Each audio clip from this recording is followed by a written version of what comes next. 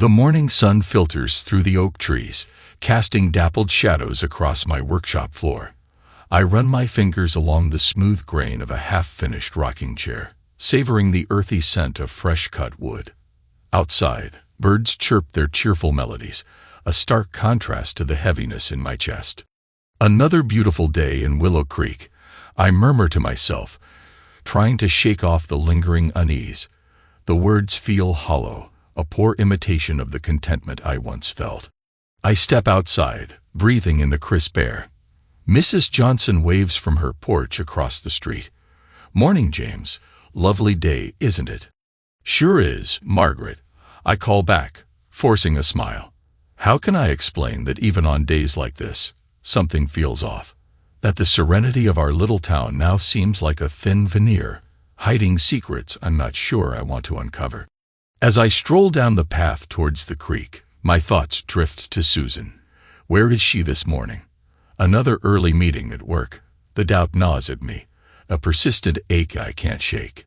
The creek babbles softly, its gentle current a stark contrast to the tumult in my mind. I pause, watching the sunlight dance on the water surface. How many mornings have I spent here, finding peace in nature's simplicity? Now, even this sanctuary feels tainted by suspicion. "Get a grip, James," I chide myself. "You're imagining things." But am I? The hidden phone, the hushed conversations, the growing distance between us, they all point to something I'm not ready to face. A jogger passes by, breaking my reverie. "Beautiful morning for a run, Mr. Miller." I nod, grateful for the distraction. Indeed it is. Stay hydrated out there. As I turn back towards home, I steel myself for the day ahead. Whatever storms may be brewing, I'll weather them with the same quiet strength that's carried me this far. After all, as Henry always says, true strength lies in staying true to your values, no matter what comes. The rhythmic scraping of sandpaper against wood fills my workshop, a soothing melody that grounds me in the present. I run my hand over the smooth surface of the oak bookshelf on crafting, admiring the way the grain catches the morning light streaming through the windows. "Jamie," Susan's voice calls from the house. "I'm heading out to pick up some groceries. Need anything?" I pause, considering. Maybe some of that artisanal bread from the farmer's market, if you have time. She appears in the doorway, a vision in her floral sundress. "Of course, dear. I'll be back in an hour or so." As Susan leans in to kiss my cheek, I breathe in her familiar scent of lavender and home. For a moment, all my doubts melt away. "Drive safe," I murmur, squeezing her hand. After she leaves, I return to my work, losing myself in the meditative process of creation. Time slips by unnoticed until a knock at the open garage door startles me. "Morning, Jim." It's my neighbor, Tom, holding up a steaming mug. "Thought you might need a coffee break." I set down my tools, smiling. "Tom, you're a lifesaver. Come on in." As we sip our coffee, discussing local gossip and upcoming community events, I can't help but marvel at the simple pleasure of good company and shared moments. This is what I've worked for all these years, a peaceful retirement, surrounded by friends and family. "How's the missus?" Tom asks, his eyes twinkling. "Still keeping you on your toes?" I chuckle, pushing aside the nagging worry. You know Susan, always got something on the go. As Tom leaves, waving goodbye, I turn back to my project with renewed energy. Whatever challenges lie ahead, I'm determined to face them with the same patience and dedication I apply to my woodworking. After all, a life well lived, like a finely crafted piece of furniture, requires attention to detail and a steady hand. The community center bustles with activity as I push open the heavy glass doors, the familiar scent of wood shavings and varnish greeting me. My footsteps echo on the polished floors as I make my way to the woodworking classroom, my toolbox a comforting weight in my hand. "James, right on time," Emily calls out, her camera dangling from her neck. She's arranging chairs, her blonde hair catching the sunlight streaming through the windows. "I was hoping to get some action shots for the newsletter today." I nod, setting down my tools. "Of course. though I'm not sure how exciting watching a bunch of old-timers sand wood can be. Emily laughs, a warm sound that eases some of the tension I've been carrying. You'd be surprised. There's something meditative about it. Beautiful, even. As students file in, I begin setting up the workstations, my mind drifting. I've always found solace in the act of creation, of taking raw materials and shaping them into something meaningful. If only life's problems could be solved so easily, sanded smooth and varnished over. All right, everyone, I announce, clapping my hands together. Today we're focusing on joinery techniques. Remember, the strength of any piece lies in how well its parts come together. As I demonstrate, guiding weathered hands through the motions, I can't help but reflect on my own life. How many hidden joints and connections lie beneath the surface, unseen but vital? And what happens when one of those connections starts to fail? Mr. Miller. A student's hesitant voice pulls me from my reverie. I'm having trouble with this dovetail joint. I move to help, pushing aside my brooding thoughts. The key is patience, I explain, adjusting her grip on the chisel, and remembering that even if it's not perfect, it can still be strong. Sometimes, the flaws are what give a piece its character. As the class progresses, I find myself losing track of time, absorbed in the rhythm of instruction and creation. It's only when Emily approaches, her camera lowered, that I realize how late it's gotten. That was beautiful, James, she says softly. The way you connect with them, how you teach, it's more than just woodworking, isn't it? I meet her gaze, surprised by the depth of understanding I see there. I suppose it is, I admit. In many ways, we're all just trying to build something that lasts.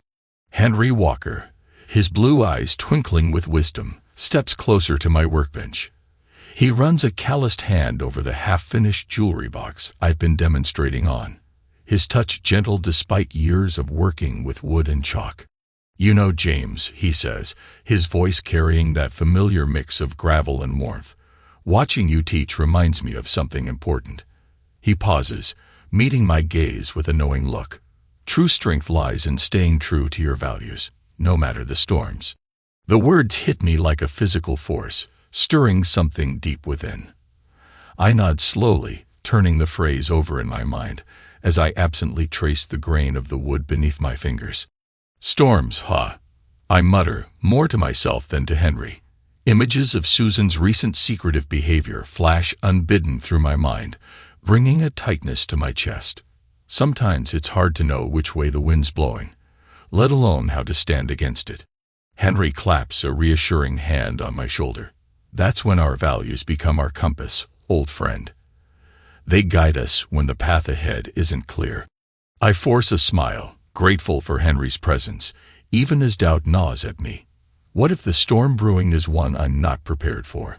What if staying true means facing a truth I'm not ready to confront? Thanks, Hank. I manage, my voice steadier than I feel.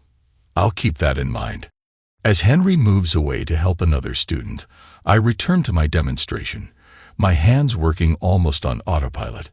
But Henry's words echo in my thoughts, a reminder of the strength I'll need to face whatever lies ahead. The gentle hum of the workshop fades as I lock up, the setting sun casting long shadows across the community center parking lot. I pause, key in hand, breathing in the crisp evening air tinged with pine and sawdust. A familiar unease settles in my gut as I think about heading home. Another late night, James. Emily's voice startles me from my reverie. She's locking up the art room next door, her canvas bag slung over her shoulder. I manage a wan smile. Just lost track of time, I suppose. The wood has a way of doing that. Emily nods, her eyes warm with understanding. I know the feeling. Art has a way of making hours vanish. We fall into step, walking towards our cars. I can't help but notice how the fading light catches the silver in her hair, how her presence brings a momentary respite from my churning thoughts. Everything all right, James? She asks softly. You seem distracted lately. I hesitate, weighing my words carefully. Just navigating some personal storms, I guess. Nothing I can't handle. Emily's hand touches my arm briefly, a gesture of support. Well, if you ever need an ear, or just some company that isn't made of wood, you know where to find me. I chuckle, grateful for the moment of levity. I appreciate that, Emily. Truly. As we part ways, I sit in my truck, not yet ready to start the engine. The thought of returning to the increasingly tense silence of home weighs heavily. Susan's recent behavior, the hushed phone calls, the unexplained absences, nags at me. I close my eyes, Henry's words echoing once more. True strength lies in staying true to your values. I take a deep breath, steeling myself. Whatever storm is coming, I'll face it head on. With renewed resolve, I start the engine, ready to confront whatever awaits me at home. The early morning sun filters through the workshop windows, casting long shadows across the half-finished rocking chair. I run my hand over the smooth oak, savoring the grain beneath my fingers. It's barely 6 a.m., but this quiet ritual grounds me, steadies my nerves for the day ahead. Susan's voice drifts from the kitchen. James, coffee's ready.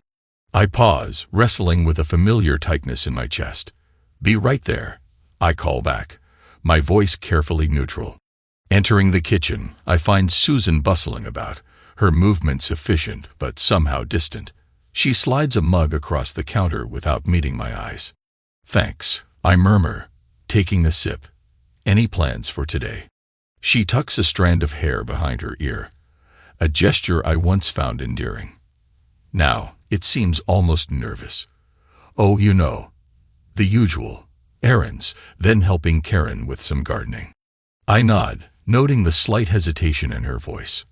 Sounds nice. Give Karen my best. Susan's smile doesn't quite reach her eyes. Of course. And you? More time in the workshop. Actually, I promised Joe I'd help out at the hardware store this afternoon. Inventory day. That's thoughtful of you, she says, already gathering her things. I should get going. Don't want to keep Karen waiting. As she leaves, the silence settles around me like a heavy blanket. I finish my coffee, trying to shake off the nagging feeling that something's slipping away right beneath my fingers. Later, at Joe's Hardware, I find myself surrounded by the comforting clatter of tools and friendly chatter. Joe claps me on the shoulder as I enter. Jim, man of the hour, ready to count every last nail and screw in this place. I chuckle, grateful for the distraction. As ready as I'll ever be, Joe. Where do you want me to start? As we work, conversation flows easily. It's a balm to my troubled thoughts, this simple camaraderie. How's that rocking chair coming along? Joe asks, peering at a clipboard. Getting there, I reply, meticulously counting washers. Should be ready for the fall craft fair. Bet it'll be the talk of the show. Joe grins. You've got quite the following around here, you know. I feel a warmth spreading in my chest, a reminder of the life I've built here. Yet, even as I bask in this moment of connection, a part of me wonders, how solid is the foundation I thought I knew so well? The afternoon light slants through Joe's dusty windows as I finish up the inventory. My phone buzzes, and I see a text from Susan. Running late. Don't wait up for dinner. I frown, a familiar knot forming in my stomach. It's the third time this week. Everything okay, Jim? Joe's voice cuts through my thoughts. I pocket the phone, forcing a smile. Yeah, just Susan. She's busy again. Joe's eyebrows furrow slightly, but he doesn't pry. Well, why don't you join me and the missus for supper? Linda's making her famous pot roast. Thanks, Joe, I say, genuinely touched. But I think I'll head home. Got some work to finish in the shop. As I drive back, the winding roads of Willow Creek seem to mirror my twisting thoughts. The golden light of late afternoon bathes the familiar landscape, but there's a shadow creeping at the edges. In the driveway, I notice Susan's car is gone. Again, I shake my head, trying to dispel the growing unease. Inside, the house feels hollow. I wander into the kitchen, my footsteps echoing in the silence. On the counter, I spot Susan's day planner. I shouldn't look, I tell myself, but my hand reaches out anyway. Flipping through the pages, I notice unfamiliar initials scribbled in the margins. MT appears frequently, often alongside crossed-out appointments. My chest tightens. Who's MT? And why haven't I heard about them? The sound of a car pulling up startles me. I quickly close the planner, moving to the sink as if I've been there all along. Susan breezes in, her cheeks flushed. Sorry I'm late, dear. The meeting ran over. I turn, studying her face. There's a sparkle in her eyes I haven't seen in a while. No problem. I manage. How was your day? As she launches into a vague explanation, I can't help but wonder, when did we start speaking in half-truths? I nod along to Susan's words, but my mind is elsewhere. The kitchen suddenly feels claustrophobic, the air thick with unspoken questions. I'm going to grab a shower, Susan says, already turning towards the stairs. Sure, I reply, my voice sounding distant even to my own ears. As she disappears upstairs, I lean against the counter, my hands gripping the edge. What am I doing? I ask myself. This isn't me. I don't snoop, I don't suspect, but the gnawing feeling in my gut won't subside. Almost on autopilot, I find myself walking towards the garage. The familiar scent of sawdust usually calms me, but today it does little to soothe my nerves. I'm not even sure what I'm looking for until I see it. There, tucked behind a stack of old paint cans, is a small black object. My heart races as I reach for it, already knowing what it is before my fingers close around the smooth surface. A phone. A second phone. The world seems to tilt on its axis as I stare at the device in my hand. Why would Susan need a second phone? The answer hovers at the edges of my consciousness, but I can't bring myself to fully acknowledge it. James? Susan's voice calls from inside the house. Where are you? I quickly shove the phone into my pocket, my mind reeling. Just in the garage, I call back, trying to keep my voice steady. I'll be right in. As I walk back to the house, the weight of the phone in my pocket feels like an anchor, dragging me down into uncharted waters. Everything I thought I knew about my life, my marriage, suddenly seems uncertain. What do I do now? The question echoes in my mind as I paste on a smile and rejoin Susan in the kitchen. Our eyes meet, and for a moment, I see a flicker of something. Guilt? Fear? It's gone before I can be sure. Everything okay? She asks, her tone light, but her eyes searching. I nod, the lie bitter on my tongue. Everything's fine. I move to the sink, picking up a dish to wash, desperate for something to occupy my hands. The cool water runs over my fingers, grounding me as my mind races. I was thinking we could have dinner at the new Italian place tonight, Susan says, her voice carrying a forced cheerfulness.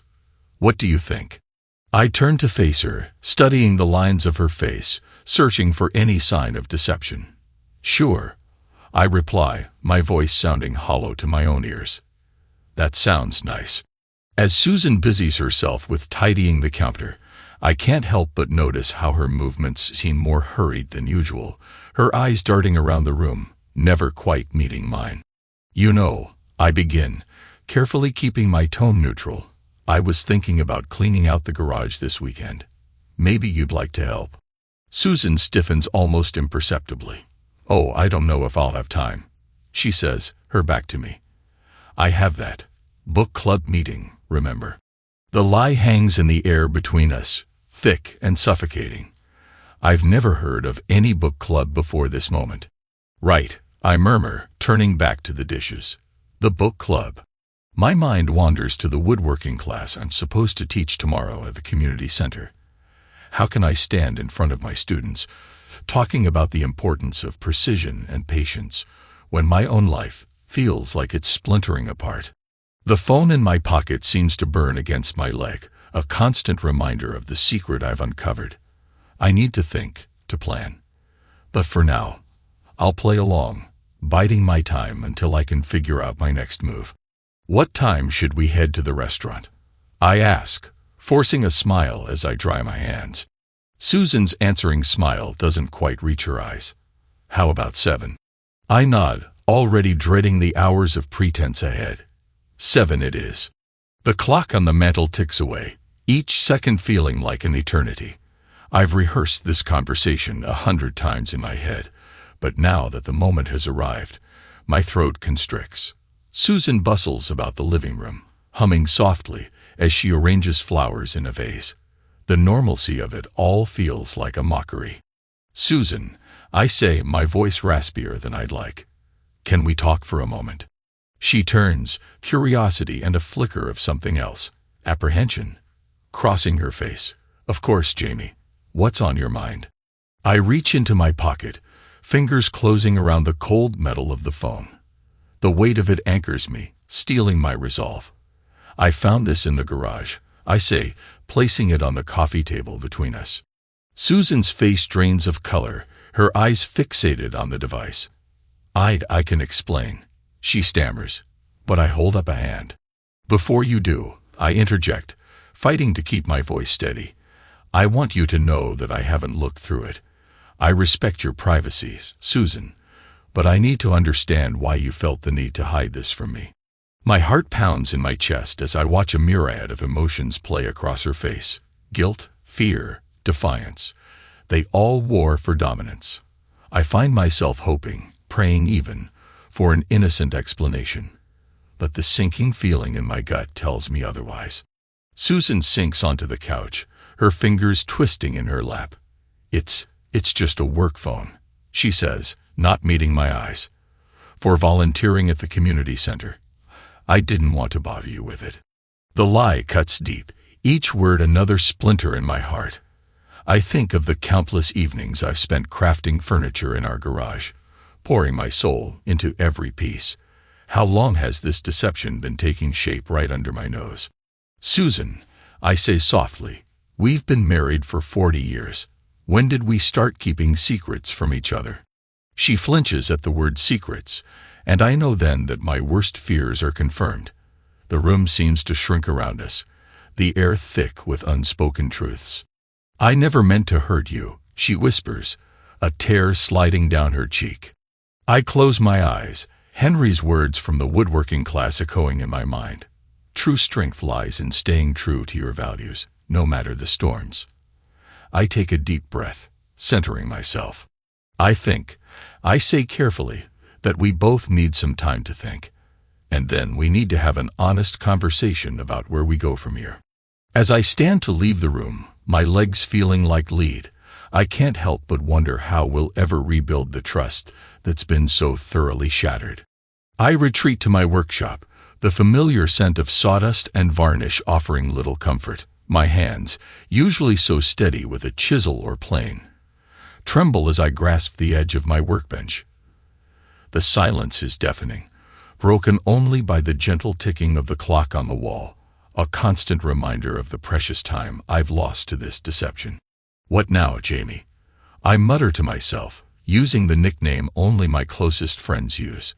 The pet name feels hollow now, a reminder of a simpler time. I pick up a half-finished birdhouse, running my fingers over the smooth cedar. It was meant to be a surprise for Susan, a home for the finches she loves to watch from our kitchen window. Now, it feels like a monument to my own naivety. The door creaks open, and Susan's hesitant voice breaks the silence. James, can we talk? I turn, steeling myself. I'm not sure there's much left to say, Susan. She steps inside, her eyes red-rimmed. Please, let me explain. It's not what you think. A bitter laugh escapes me. And what exactly do I think? Because right now, I'm not sure I know anything anymore. Susan moves closer, her hand reaching out but stopping short of touching me. I've been helping Mark with some community projects. That's all. I didn't want to worry you with the extra commitments. The lie hangs between us, heavy and suffocating. I close my eyes, fighting the urge to shake her, to demand the truth. Instead, I ask quietly, do you really expect me to believe that? Her silence is answer enough. When I open my eyes, I see the guilt written plainly across her face. I I say, my voice steady despite the storm raging inside me, that you should stay with your sister for a few days. We both need time to think. As Susan nods and turns to leave, I'm left grappling with the realization that the life I thought we had built together might be nothing more than an illusion, as fragile as the sawdust settling at my feet.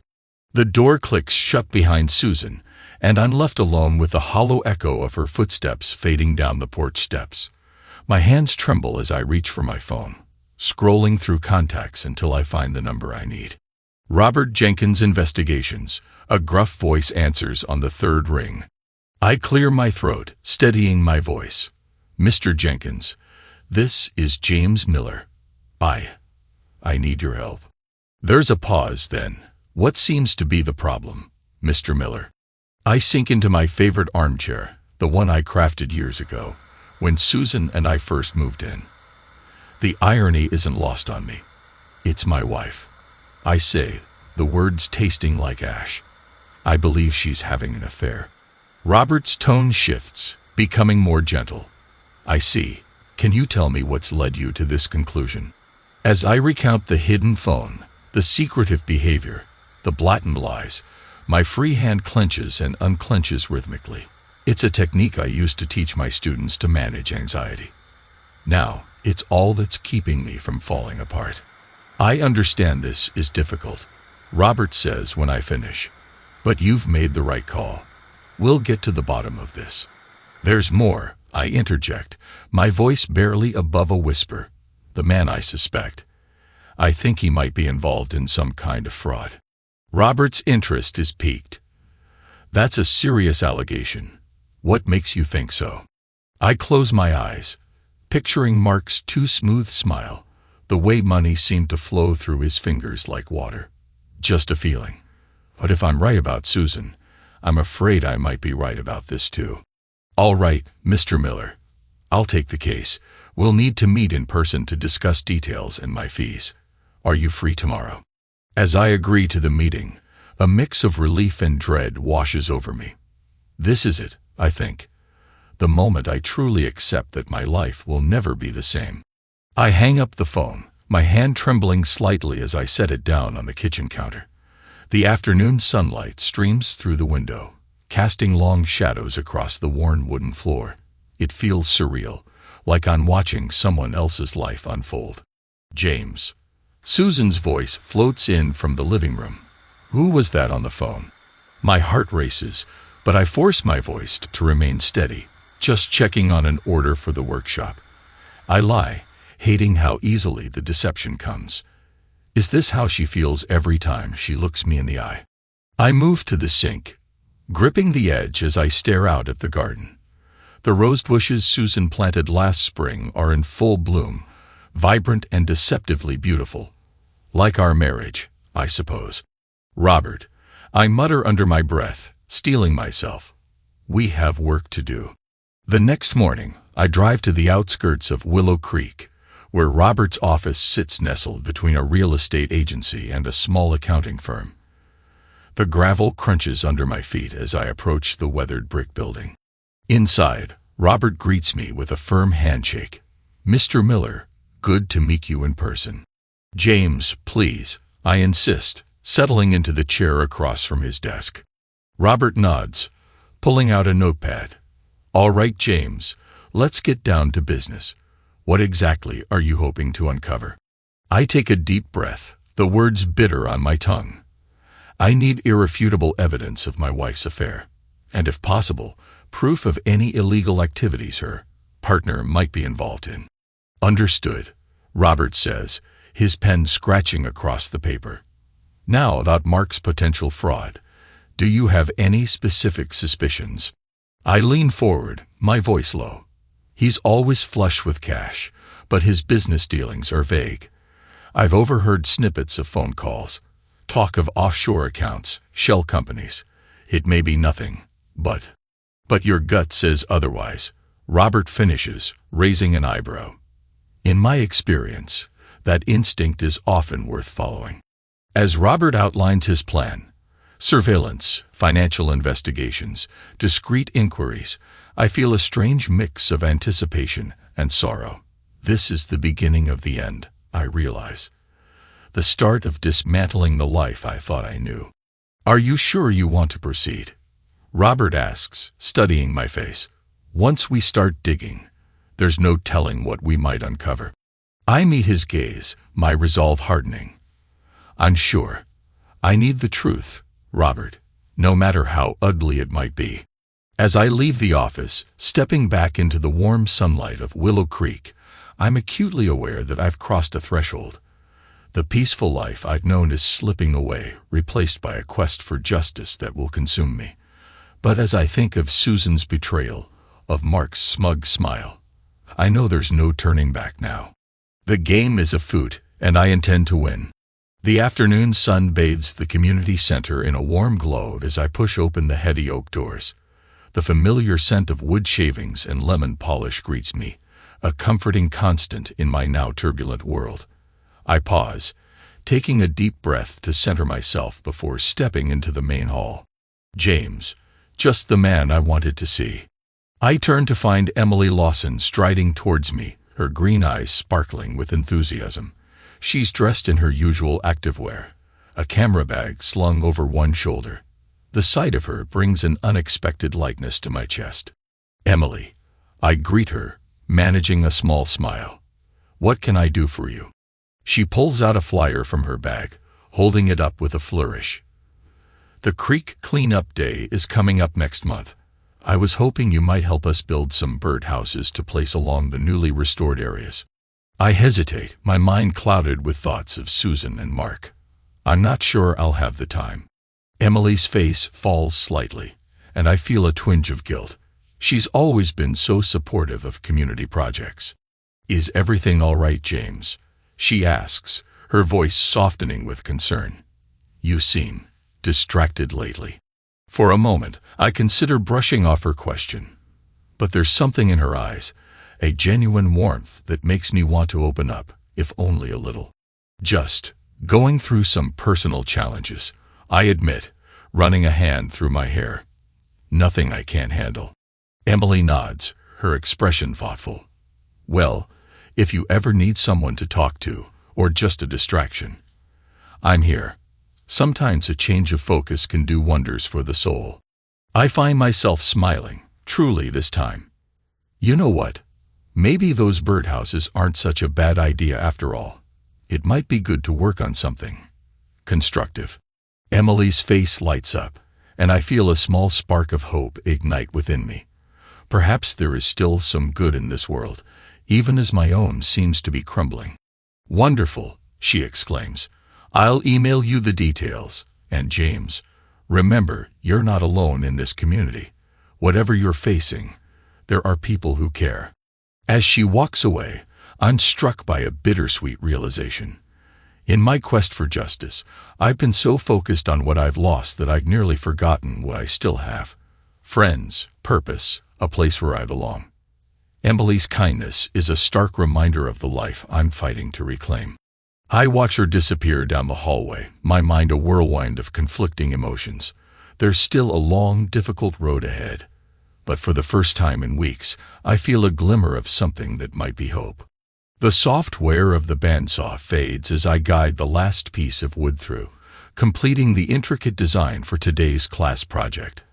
I set the tool down, dusting off my hands and surveying the room. My gaze settles on Emily, her brow furrowed in concentration as she sands the edges of her newly cut piece. Remember, smooth, even strokes, I say, approaching her workstation. Let the sandpaper do the work. Emily looks up, a light sheen of sweat on her forehead and sawdust clinging to her blonde hair. Like this? She asks, adjusting her grip. I nod, watching her technique improve. Perfect. You're a natural. She beams at the compliment, and I feel an unexpected warmth in my chest. I have a great teacher, she replies, her green eyes twinkling. I chuckle, trying to ignore the flutter in my stomach. Flattery will get you everywhere in this class, Ms. Lawson. As I move to help another student, my mind wanders. It's been years since I've felt this lightness. Since Susan's betrayal, every interaction has felt heavy, tainted. But with Emily, It's different. James. Her voice pulls me from my reverie. I was thinking. The community center is hosting a photography exhibit next week. Would you like to come? I hesitate, torn between my instinct to isolate and the genuine desire for connection. I'm not sure if. It's okay if you're not ready, Emily interjects softly. I just thought, well, your woodworking has such an artistic eye. You might enjoy it. Her understanding strikes a chord within me. You know what? I think I would like that.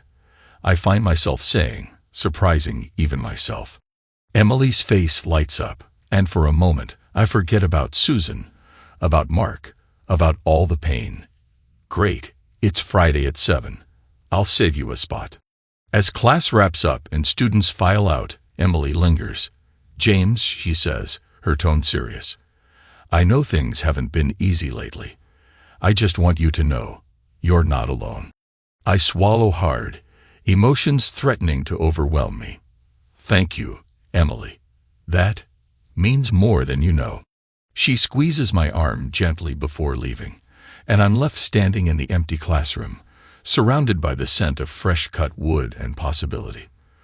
For the first time in months, I feel a spark of something that might be hope. The spark of hope flickers as I lock up the community center, the weight of reality settling back onto my shoulders. I pause on the steps, inhaling the crisp evening air tinged with pine. Across the street, Joe's Tool stands illuminated against the darkening sky, a beacon of normalcy in my upended world. Just need to pick up some sandpaper. I mutter to myself, crossing Main Street with purposeful strides. The bell above the door chimes as I enter. Joe, wiping down the counter, nods in greeting. Evening, James. What can I get you? Fine grit sandpaper, please, for that new rocking chair project. As Joe disappears into the back, I wander the aisles, fingers trailing over familiar tools. The rhythmic ticking of the wall clock fills the silence. Until. Mark, we can't keep doing this. Susan's hushed voice freezes me in place. Relax, darling. No one suspects a thing. Mark's smooth reply drifts from behind a tall shelf. My heart pounds. I edge closer, careful to remain hidden. But James, Susan starts.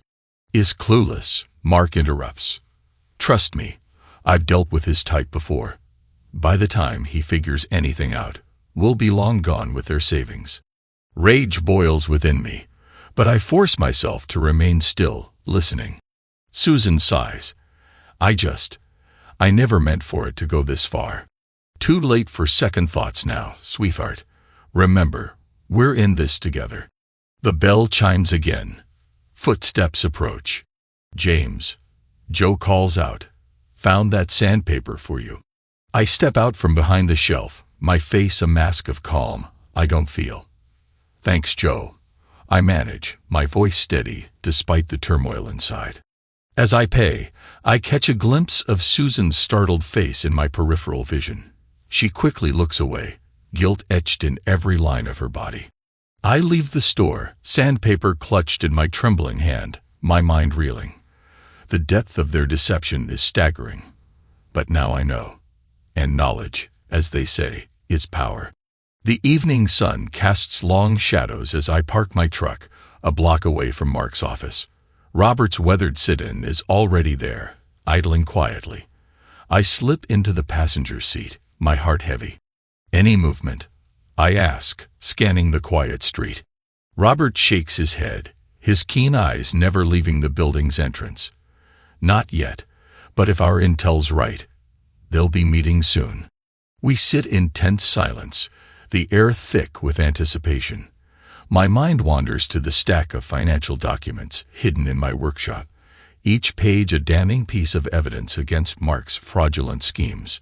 There, Robert whispers suddenly, nodding towards a sleek car pulling up. Susan steps out, her familiar silhouette sending a pang through my chest. She glances around furtively before hurrying inside. You okay, James? Robert's voice is gruff, but tinged with concern. I swallow hard. I have to be. Minutes tick by. Robert fiddles with his camera, ready to document their meeting. I clench my fists, willing myself to stay focused. Talk me through it again, I say, needing the distraction. What we've uncovered so far. Robert nods, understanding. Mark's been siphoning funds from his clients' accounts, including yours. He's created a complex web of shell companies to hide the money trail. Your wife. She's been helping him launder the cash through her art gallery. The words still sting, even though I've heard them before. And the evidence. Rock solid. Bank statements, falsified records, even some incriminating emails. Once we get photos of them together here, outside of normal business hours, we'll have them. I finish, a grim satisfaction settling in my gut. Suddenly, the office door swings open. Mark emerges, Susan close behind. They're arguing in hushed tones. Robert's camera clicks rapidly. I lean forward, straining to hear. Can't keep this up, Susan hisses. James is getting suspicious. Mark grabs her arm. Don't lose your nerve now. One more big score, and we're set for life. As they drive away, Robert lowers his camera. Got it all, he says quietly. I nod, my throat tight. Good. It's time to end this charade. The pieces are falling into place, but the victory feels hollow. As we drive away, I can't help but wonder, in exposing their betrayal, what part of myself am I losing in the process? The evidence folder on my lap feels heavier than it should as I sit in my workshop, surrounded by the comforting scent of fresh-cut pine. My fingers trace the grain of a half-finished birdhouse, the wood smooth beneath my calloused hands. What now, Jim? I mutter to myself, the silence of the garage pressing in around me. I open the folder, spreading out the damning documents. Bank statements, falsified records, incriminating emails, each piece a nail in the coffin of my marriage and Mark's reputation. The photos Robert took are the final, crushing blow. Susan and Mark, intimately entwined outside his office, oblivious to the world around them. A wave of nausea washes over me. I close my eyes, trying to steady my breathing. 40 years, I whisper, my voice cracking. 40 years, and it comes to this. The sound of a car pulling into the driveway snaps me back to reality. Susan's voice drifts through the open garage door, light and carefree, as if she hadn't just shattered our entire life together. I gather the evidence, tucking it away in a hidden compartment of my workbench. My hand shakes slightly as I pick up a sanding block, forcing myself to look busy. Jamie? Susan calls out, her footsteps approaching. Are you out here?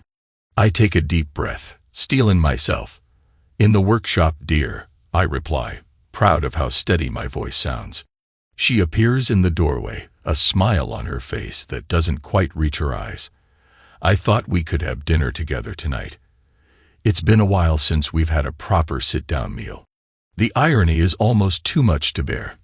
I nod, not trusting myself to speak. Everything okay? She asks, a hint of concern in her voice. Or is it suspicion? I turn to face her, mustering a smile. Just lost in thought. You know how I get when I'm working on a project. She laughs, the sound twisting in my gut. That I do. Don't work too hard, okay? I'll see you inside. As she walks away, I lean heavily against my workbench, the weight of my knowledge threatening to crush me. The tension coils tighter with each passing moment, each new revelation bringing me closer to the breaking point. I look down at my hands, strong and capable from years of crafting beauty from raw wood. Now, they're instruments of a different kind of creation. Justice, perhaps, or is it destruction? Patience and perseverance, I remind myself, echoing Henry's words from the community center. Stay true to your values, no matter the storms. But as I gather my resolve to face the coming confrontation, I can't help but wonder, in exposing their betrayal, what part of myself am I risking in the process? The bell above Joe's hardware store door chimes as I step inside, the familiar scent of sawdust and metal filling my nostrils. I'm here for a new set of chisels, but my heart races with an entirely different purpose. Morning, James. Joe calls from behind the counter. What can I help you with today? I force a smile. Just browsing, Joe. Thanks. My eyes scan the aisles, not for tools, but for Susan. She'd mentioned needing to pick up some gardening supplies, and I'd overheard her arranging to meet Mark here. The thought makes my stomach churn. As I round the corner to the garden section, I freeze. There they are, heads close together, examining a bag of fertilizer. But it's not the proximity that stops me cold. It's the intimacy of their body language, the way Susan's hand lingers on Mark's arm. What do you think about this one? Susan's voice carries, light and flirtatious in a way I haven't heard in years. Mark leans in, his lips nearly brushing her ear. I think it's perfect. Just like you. My fists clench involuntarily, splinters of pain shooting through my palms. I want to confront them, to demand answers, but Henry's words echo in my mind. True strength lies in staying true to your values. I take a deep breath, willing my racing heart to slow. This isn't the time or place for a confrontation. I need to be strategic, to gather more evidence. But seeing them together, so blatantly intimate in our small town, ignites a fire in my chest I can't extinguish. James. Susan's voice, suddenly sharp with surprise, cuts through my thoughts. I didn't expect to see you here. I step forward, plastering on a neutral expression, just picking up some supplies for my latest project. My voice sounds hollow to my own ears. Mark's smile is too wide, too friendly. James. Good to see you, neighbor. Susan was just helping me choose some fertilizer for my new garden beds. I nod, not trusting myself to speak. The lie hangs heavy in the air between us. Well, I should get going. I manage, my throat tight. Don't want to interrupt your gardening plans. As I turn to leave, Susan calls out, Don't forget, we have dinner with the Walkers tonight. I pause, my back to them. I remember, I say softly, then walk away, each step feeling like lead. Outside, I lean against my truck, the cool metal grounding me. The mid-morning sun feels too bright, too cheerful for the darkness swirling inside me. I've seen it with my own eyes now. There's no more room for doubt or denial. What now, James? I mutter to myself, running a hand through my silver hair. Where do we go from here? The drive home is a blur, my mind racing faster than the truck. As I pull into our driveway, the sight of our modest home, the one Susan and I built a life in, twists the knife deeper. Inside my workshop, I slump onto my worn leather stool, surrounded by half-finished projects and the comforting scent of sawdust. My hands, usually steady, tremble as I reach for my phone. Robert, I say when he answers, my voice barely above a whisper. I need you to dig deeper. Much deeper. You got it, James, Robert replies, his tone grim. What happened? I close my eyes. The image of Susan and Mark burned into my retinas. I saw them together. At Joe's Tools. It's real. A pause. I'm sorry, James. What do you want me to focus on? My fingers trace the grain of a piece of oak on my workbench. Mark's business dealings. Every transaction, every client. If he's deceiving Susan, I'd bet my life savings he's deceiving others too. Consider it done, Robert assures me. I'll have something for you by week's end. As I hang up, a strange calm settles over me. The initial shock is fading, replaced by a steely resolve I haven't felt in years. You always said I was too trusting, didn't you, Susan? I murmur to the empty room. Well, not anymore.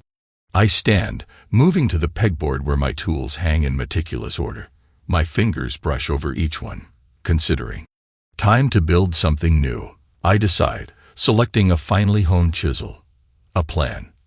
A reckoning. As I begin to sketch out ideas, a part of me mourns for the life I thought we had.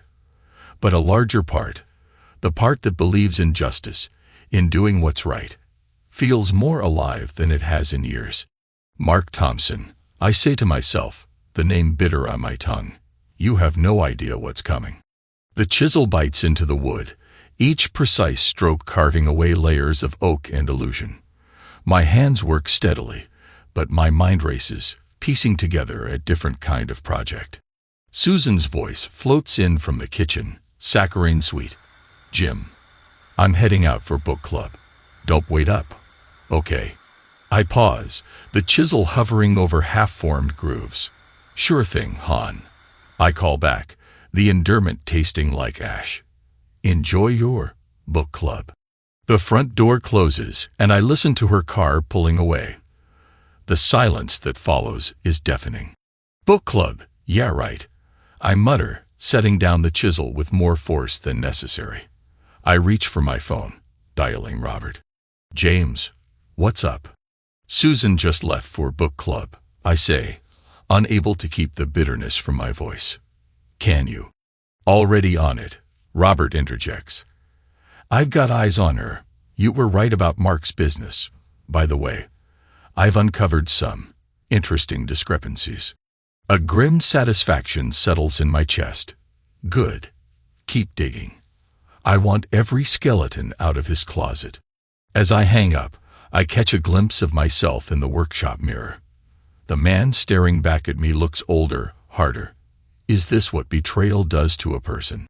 I shake off the thought, returning to my workbench. The half-carved piece of wood catches my eye, and suddenly, I know exactly what I'm making. A Trojan horse, I murmur, picking up my tools once more. Something beautiful on the outside, but inside. My hands move with renewed purpose, shaping the wood into an intricate box. It's going to be Susan's birthday gift, and so much more. You taught me well, Henry, I say to the empty workshop, remembering my friend's words about staying true to your values. I just hope you'd approve of how I'm applying that lesson. The next morning, I'm barely through the door of Joe's Tools when I overhear hushed voices near the paint samples. Did you hear about Susan Miller? Mrs. Jenkins whispers, her words sharp as the nails in the nearby bin. Apparently, she's been seen around town with that investment fellow, Mark Thompson. My grip tightens on my shopping list, knuckles whitening. I force myself to breathe, to stay calm. Now, Helen, Mr. Watkins replies, his tone cautious. We shouldn't spread gossip. I round the corner, plastering on a smile. Morning, folks. Quite the selection of brushes this week, huh? They startle, eyes widening with guilt. Mrs. Jenkins recovers first, her voice overly bright. James, how lovely to see you. How's Susan? The lie slips out easily. Oh, she's just fine. Busy with her book club. As I move down the aisle, their whispers resume, softer now. My jaw clenches. The rumors are spreading faster than I anticipated. I'm examining sandpaper when a familiar voice cuts through my thoughts. James Miller, just the man I wanted to see. Mark Thompson approaches, all gleaming teeth and tailored suit. His hand claps my shoulder, and it takes everything in me not to flinch. Mark, I nod, forcing neutrality into my voice. What can I do for you? His eyes, I notice, are sharp despite his easy smile. I've been meaning to ask, how's that investment portfolio of yours doing? I've got some exciting new opportunities I'd love to discuss. I meet his gaze steadily. Thanks, but I'm quite satisfied with my current arrangements. Something flickers in Mark's expression. Frustration, maybe even suspicion. Are you sure? I've noticed you've been asking around town about financial matters lately. My heart rate quickens, but I keep my face impassive. Just trying to stay informed, Mark. You know how it is in retirement. Got to keep the mind active. He laughs, but it doesn't reach his eyes. Of course, of course. Well, if you change your mind, you know where to find me. As Mark walks away, I can feel his gaze lingering. He's onto me. I realize.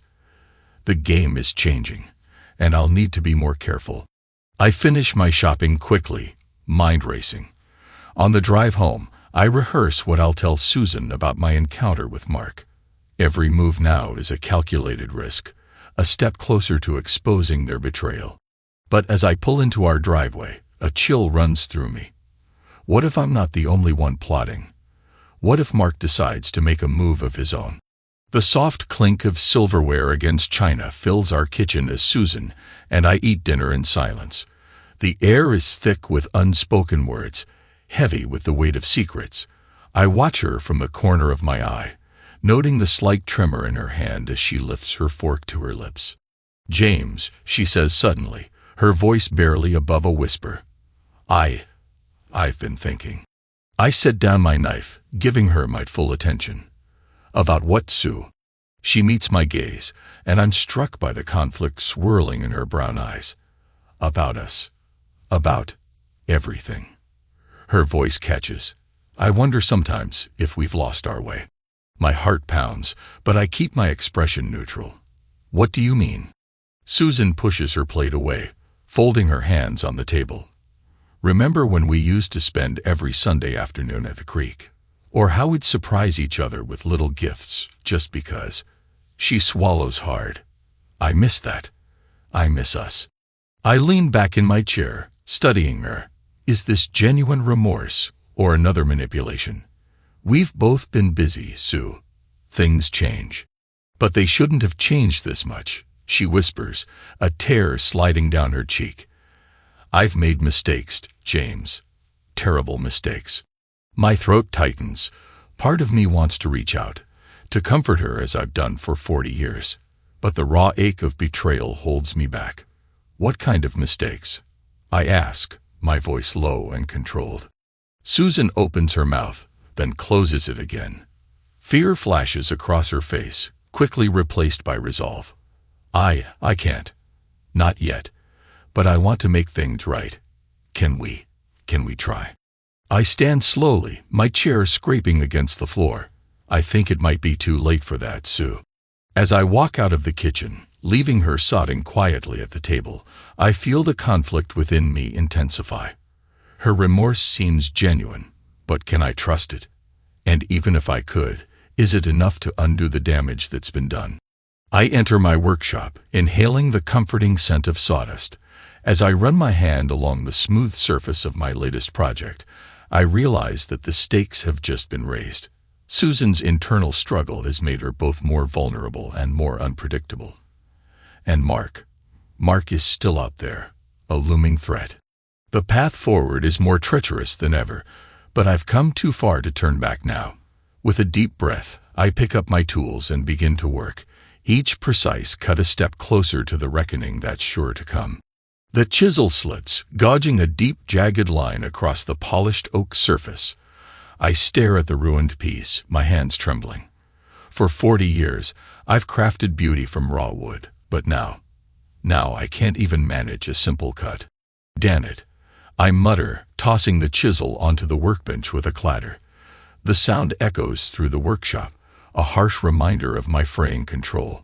I sink onto my stool, burying my face in calloused hands.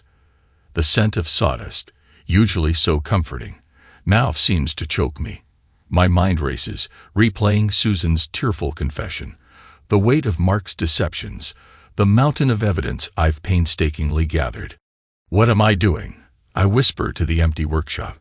The tools that have always been an extension of myself now feel foreign, dangerous even. A knock at the door startles me.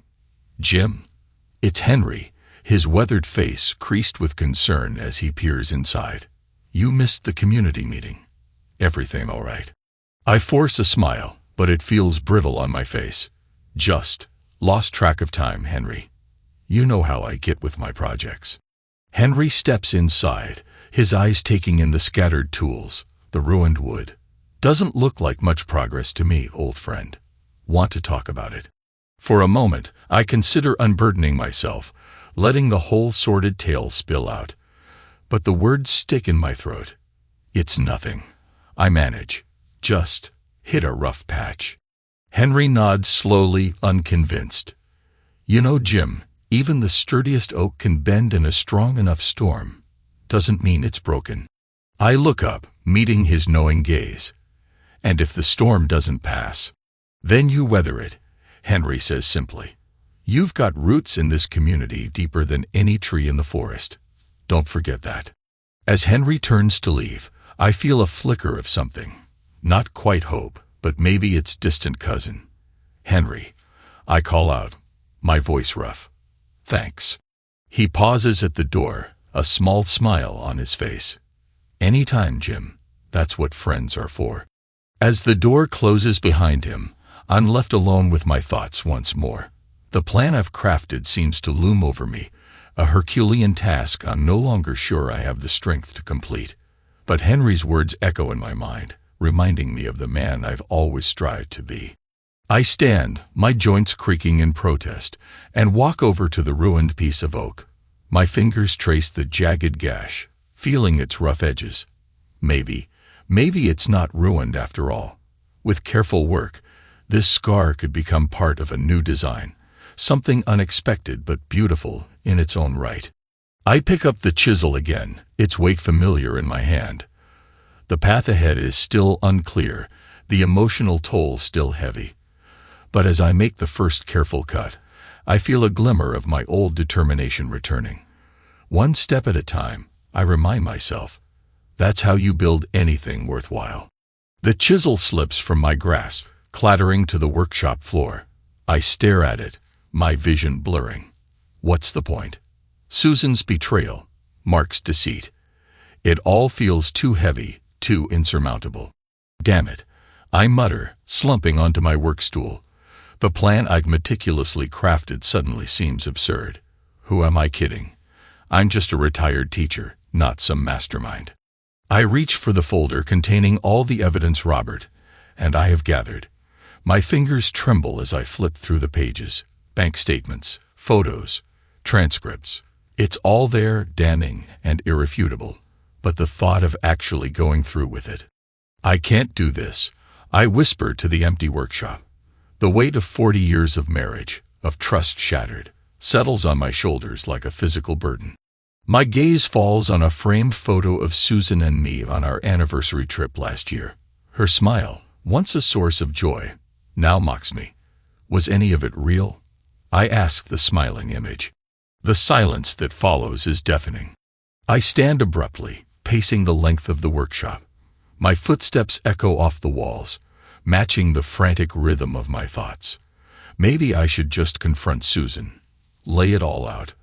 Or better yet, pack a bag and leave. Start over somewhere new, where the creak doesn't whisper of betrayal and every neighbor's glance doesn't feel like pity. This isn't you, James, I tell myself, but the words ring hollow. Who am I now, if not the man Susan loved? If not the respected teacher, the trusted friend? I sink back onto the stool, burying my face in my hands. The scent of sawdust, usually comforting, now seems to choke me. Everything I thought I knew, everything I built my life around, it's all come crashing down. For the first time since this nightmare began, I allow myself to truly feel the depth of my pain. A sob escapes me, raw and broken. In this moment, giving up seems not just tempting, but inevitable. I lift my head, wiping away the tears with a calloused hand. My gaze falls on the half-finished rocking chair in the corner, its gentle curves a testament to patience and craft. Slowly, I rise and move towards it, running my fingers along the smooth oak. You always said a man's work speaks for him. I murmur, hearing my father's voice in my head. The memory stirs something deep within me. I turn, surveying the workshop. Each tool, each project tells a story of integrity, of things built to last. My eyes linger on the plaque from the Retired Teachers Association, words etched in brass. For 40 years of dedication and moral leadership. A bitter laugh escapes me. Some moral leader I am, plotting revenge. But as I say it, I realize it doesn't sit right. This isn't about revenge. It's about justice, about standing up for what's right. Isn't that what I've always taught my students? I walk to the workbench, picking up a piece of sandpaper. The rough texture grounds me as I begin to speak aloud, working through my thoughts. If I give up now, what message does that send? That it's okay to betray trust, to defraud others. I shake my head, conviction growing with each word. No, I have a responsibility. Not just to myself, but to every person Mark has swindled, to every student I've ever told to stand up for what's right. The workshop no longer feels confining. Instead, it's a reminder of everything I've built, everything I stand for. I take a deep breath, the scent of wood and varnish filling my lungs. This ends now, I say firmly, but it ends the right way. With truth, with justice. That's who I am. That's who I've always been. The gentle creak of the workshop door breaks my reverie. Emily steps in, her green eyes bright with concern. She moves towards me, her athletic frame graceful, even in this cluttered space. "James," she says softly, "I thought I might find you here." I manage a weak smile. Just thinking. Emily places a hand on my arm, her touch warm and reassuring. "You know, when I first came to your woodworking class, I was amazed by your patience. The way you guided everyone, never losing your cool. That strength, it's still there." Her words wash over me, a balm to my troubled soul. I look down at the sandpaper in my hand, then back at her. "It's not easy, Emily. Sometimes I wonder if I'm doing the right thing." She nods, understanding in her eyes. "That's what makes you different from them, James. You question yourself. You care about doing what's right." A knock at the open door interrupts us. Henry Walker stands there, his weathered face creased with a knowing smile. "Hope I'm not intruding," he says, stepping inside. "Not at all," I reply, grateful for his presence. Henry's eyes sweep the workshop, taking in the half-finished projects and tools. "You know, James," he begins, his voice carrying the weight of years, "a good craftsman knows when to sand and when to saw. But a great one, he knows when to stand back and let the wood speak for itself." I furrow my brow, considering his words. "What are you saying, Henry?" He chuckles softly. "I'm saying that sometimes the truth has a way of coming out on its own. Your job isn't to force it, but to be ready when it does." As I look between Emily and Henry, something shifts inside me. The doubt that's been gnawing at me begins to recede, replaced by a quiet determination. I realize that I'm not alone in this fight. I have allies, friends who believe in me, and in what's right. "You're both right," I say, my voice growing stronger. "This isn't about revenge. It's about standing up for the truth, for what's right, and I won't back down from that." Emily squeezes my arm, her smile radiant. "That's the James Miller I know." I nod, feeling a renewed sense of purpose. "I have a plan," I tell them, "and I'm going to see it through. Not out of anger or bitterness, but because it's the right thing to do." As I begin to outline my thoughts, I can feel the strength of their support bolstering me. The workshop, once a place of solitary reflection, now feels like a war room where justice is being planned. And for the first time in weeks, I feel truly ready for what's to come. The gentle clink of champagne glasses and murmur of conversation drifts through the open French doors of our living room. Susan's birthday party is in full swing, but my mind is elsewhere. I stand in the kitchen, ostensibly preparing a cheese platter, but my hands move mechanically as I run through the final details of my plan. "James?" Susan's voice cuts through my thoughts. She appears in the doorway, resplendent in a navy blue dress that once would have made my heart skip. Now, I feel nothing but a dull ache. "The Thompsons just arrived. Could you bring out some more wine?" I nod, forcing a smile. "Of course, dear. Happy birthday." As she turns away, I catch a flicker of something in her eyes. Guilt? Regret? It's gone before I can be sure. I reach for the wine, my fingers brushing against the USB drive hidden in my pocket. Everything I need is there. Bank statements, emails, photos. The truth, laid bare in cold, hard data. "Need a hand?" Robert's voice is low as he sidles up next to me. My private investigator has been posing as a caterer all evening. "No," I murmur, but stay close. It's almost time. I carry the wine out, weaving through clusters of guests. Mark Thompson stands by the fireplace, arm draped possessively over Susan's shoulders. The sight of them together sends a jolt through me. but I push it down. This isn't about hurt feelings anymore. It's about justice. Setting down the wine, I clear my throat. If I could have everyone's attention, please. The room quiets, all eyes turning to me. Susan's brow furrows in confusion. I'd like to propose a toast. I begin, my heart hammering. To truth, to integrity, and to the moments that define us. As I raise my glass, I see Mark shift uncomfortably. He knows something's coming. Good. I take a deep breath. This is it. The point of no return. And speaking of defining moments, I continue, my voice steady despite the turmoil inside. I have something I'd like to share with you all. The room falls silent. Expectant faces turn towards me. I can feel the weight of their gazes, the collective breath held in anticipation. Susan's eyes narrow, a flicker of worry crossing her face. Mark's hand tightens on her shoulder, his charm faltering for just a moment. I reach into my pocket, fingers closing around the USB drive. It's amazing how something so small can hold such devastating truths. For years, I begin, my voice cutting through the silence. I've prided myself on being a pillar of this community, on honesty, on trust. My gaze sweeps the room, landing on familiar faces, old friends, neighbors, people I've known for decades. They deserve to know the truth. But it seems I've been living a lie. I continue, my words measured, controlled despite the storm raging inside me. And I'm not the only one. Susan takes a step forward, her voice tight. James, what are you doing? I ignore her, pulling out the USB drive.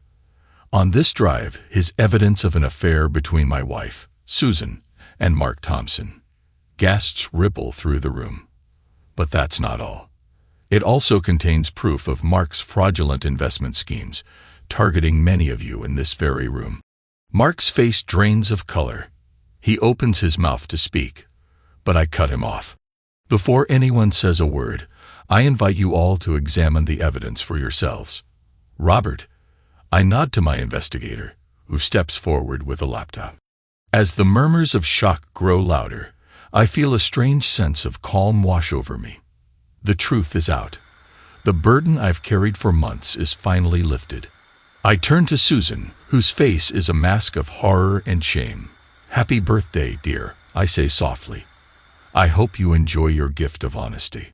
The room erupts into chaos, a cacophony of gasps, whispers, and accusatory shouts. I stand firm, my gaze fixed on Susan, as her carefully constructed world crumbles around her. You had no right, she hisses, her eyes flashing with anger and fear. I lean in close, my voice low. I had every right. This isn't just about us anymore. Mark's desperate voice cuts through the din. It's all a misunderstanding. James is clearly disturbed. Save it, Mark. I interrupt, turning to face him. The numbers don't lie. Neither do the photos. As Robert begins displaying the evidence on a large screen, I scan the room. Karen, Susan's sister, has her hand over her mouth, tears streaming down her face. Our neighbors, the Johnsons, are shaking their heads in disbelief. And there, in the corner, stands Henry, his eyes meeting mine with a nod of somber approval.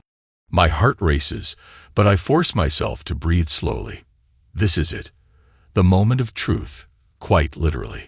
I know this is shocking. I address the crowd, my voice steadier than I feel.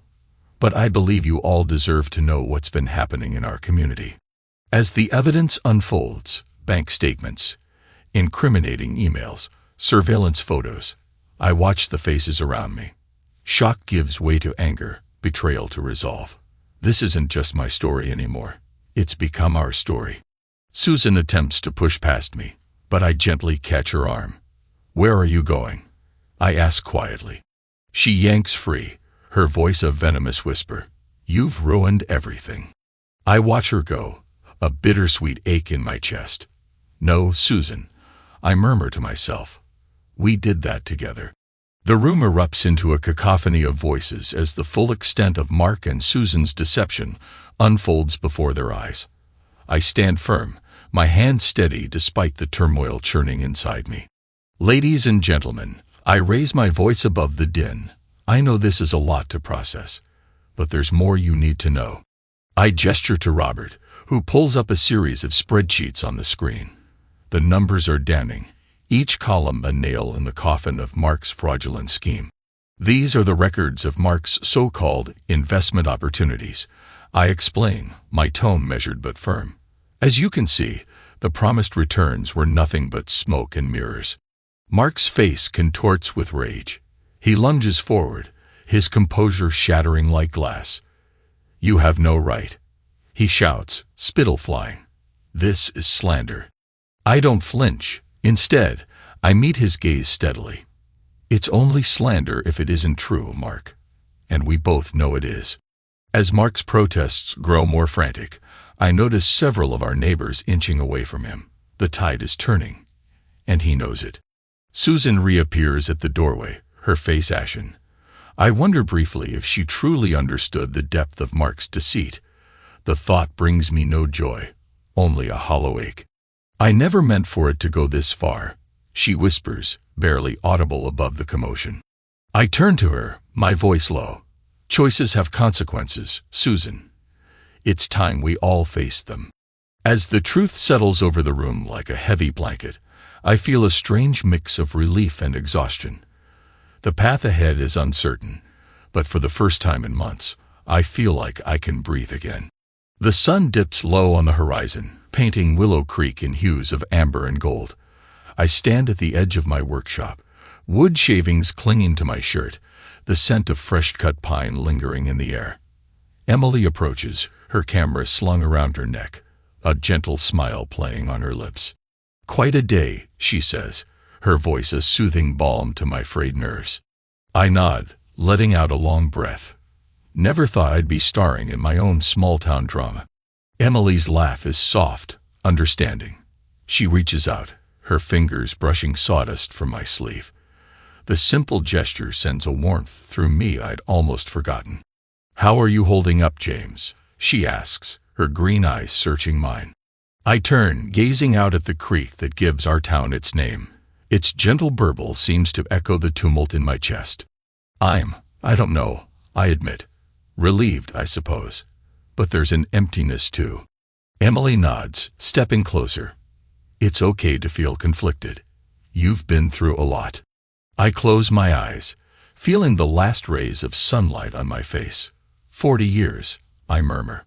Gone in an instant. "Not gone," Emily says softly. "Changed. But the good parts, the memories that matter, those are still yours." I open my eyes, finding her gaze. There's a strength there, a steadiness that anchors me. "You're right," I say, managing a small smile. "It's just, where do I go from here?" Emily gestures towards the workshop. "Why don't we start with finishing that birdhouse? One step at a time, remember." I chuckle, the sound surprising me. "You're not going to let me wallow, are you?" "Not a chance," she grins, linking her arm through mine. "Come on, woodworker, show me how it's done." As we walk towards the workshop, I feel a subtle shift. The weight I've carried for months seems lighter, the future a little less daunting. It's not a new chapter, not yet, but it's the promise of one, waiting to be written. As we enter the workshop, the familiar scent of sawdust and varnish envelops me. I run my hand along the smooth surface of my workbench, feeling the grooves and nicks that tell the story of countless projects. "You know," I say, picking up a piece of unfinished wood, "I used to think this hobby was just about creating things. Now I realize it's been my anchor all along." Emily picks up a sanding block, her eyes curious. "How so?" I pause, considering. When everything else was falling apart, I could come here and shape something tangible, something real. It gave me purpose when I felt lost. "That's beautiful, James," Emily says softly. I nod, swallowing past the lump in my throat. I remember what Henry said once about staying true to your values. It wasn't easy, but focusing on that, it kept me from becoming someone I didn't want to be. Emily's hand rests gently on my arm. "You should be proud of how you handled everything." I meet her gaze, seeing the sincerity there. I'm learning to be. I admit, it's a process, like everything else.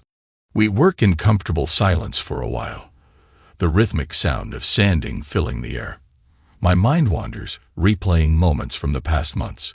The shock of discovery, the pain of betrayal, the satisfaction of justice served. But here, in this moment, those memories feel distant, like fading echoes. Emily, I say suddenly, setting down my tools. Thank you. For being here. For everything. She smiles, a warm, genuine expression that reaches her eyes. That's what friends are for, James. And who knows? Maybe someday. She trails off. But the possibility hangs in the air between us, fragile and hopeful. I nod, not quite ready to put words to it yet, but feeling a spark of something I'd thought long extinguished. One step at a time, I echo her earlier words. One step at a time, she agrees. As the sun dips below the horizon, casting long shadows across the workshop floor, I realize that this space, once my refuge from pain, has become something new. A place of healing, of possibility, of renewal.